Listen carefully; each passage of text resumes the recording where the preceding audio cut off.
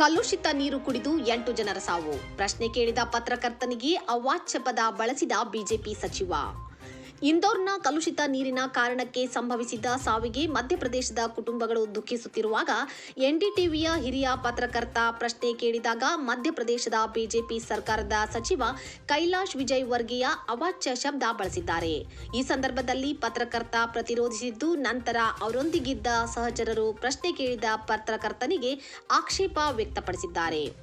ಆಸ್ಪತ್ರೆಗೆ ದಾಖಲಾದ ರೋಗಿಗಳ ಕುಟುಂಬಗಳಿಗೆ ಇನ್ನೂ ವೈದ್ಯಕೀಯ ವೆಚ್ಚದ ಮರುಪಾವತಿ ಸಿಕ್ಕಿಲ್ಲ ಎಂದು ಗಮನ ಸೆಳೆದ ಪತ್ರಕರ್ತ, ಕುಟುಂಬಗಳು ವೈದ್ಯಕೀಯ ಬಿಲ್ಗಳೊಂದಿಗೆ ಹೆಣಗಾಡುತ್ತಿವೆ ಮತ್ತು ಯಾವುದೇ ಮರುಪಾವತಿ ಬಂದಿಲ್ಲ ಎಂದು ಎನ್ಡಿಟಿವಿ ವರದಿಗಾರ ಪ್ರಶ್ನಿಸಿದಾಗ ಸಚಿವರು ಕೋಪಗೊಂಡು ಅವಾಚ್ಯ ಶಬ್ದಗಳನ್ನು ಬಳಸಿದ್ದಾರೆ.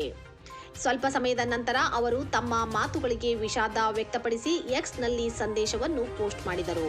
ಕಳೆದ 2 ದಿನಗಳಿಂದ ನಾನು ಮತ್ತು ನನ್ನ ತಂಡವು ಪೀಡಿತ ಪ್ರದೇಶದ ಪರಿಸ್ಥಿತಿಯನ್ನು ಸುಧಾರಿಸಲು ನಿರಂತರವಾಗಿ ಕೆಲಸ ಮಾಡುತ್ತಿದ್ದೇವೆ. ನಿದ್ರೆ ಇಲ್ಲದೆ ಶ್ರಮಿಸುತ್ತಿದ್ದೇವೆ. ನನ್ನ ಜನರು ಕಲುಷಿತ ನೀರಿನಿಂದ ಬಳಲುತ್ತಿದ್ದಾರೆ ಮತ್ತು ಕೆಲವರು ನಮ್ಮನ್ನು ತೊರೆದಿದ್ದಾರೆ. ಈ ಆಳವಾದ ದುಃಖದ ಸ್ಥಿತಿಯಲ್ಲಿ ಮಾಧ್ಯಮದ ಪ್ರಶ್ನೆಗೆ ಉತ್ತರಿಸುವಾಗ ನನ್ನ ಮಾತುಗಳು ತಪ್ಪಾಗಿ ಹೊರಬಂದವು. ಇದಕ್ಕಾಗಿ ನಾನು ವಿಷಾದ ವ್ಯಕ್ತಪಡಿಸುತ್ತೇನೆ. ಆದರೆ ನನ್ನ ಜನರು ಸಂಪೂರ್ಣವಾಗಿ ಸುರಕ್ಷಿತ ಮತ್ತು ಆರೋಗ್ಯವಂತರಾಗುವವರೆಗೆ ನಾನು ಸುಮ್ಮನಿರುವುದಿಲ್ಲ ಎಂದು ಅವರು ಹೇಳಿದ್ದಾರೆ.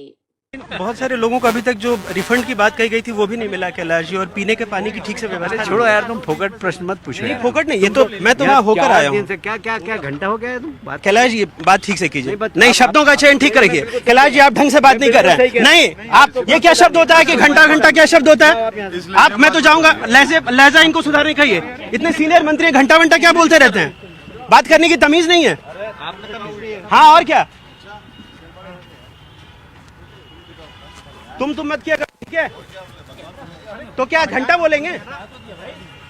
सवाल कर रहे हैं ना हम, वो जवाब दे रहे हैं। आपको क्या हो रहा है? वो हमारा लीडर है। तो घंटा बोलेंगे मुझे? वो हमारा लीडर तो क्या करेंगे? हमारे 10 लोग मर गए, हम पूछे नहीं सवाल। कुछ भी बोलोगे कि हमारे क्या पूछा है? बोले हमने गाली दी है क्या? जाओ अपना काम करो।